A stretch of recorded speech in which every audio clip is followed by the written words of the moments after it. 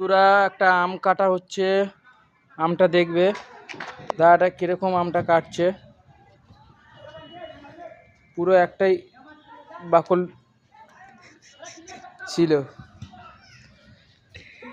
এটা তোমার হচ্ছে হিমসাগর আম, খুব সুন্দর খেতে আর খুব মিষ্টি।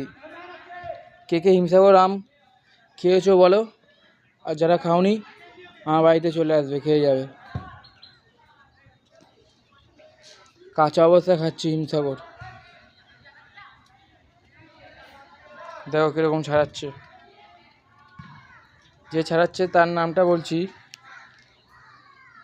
দেখে নাও একবার।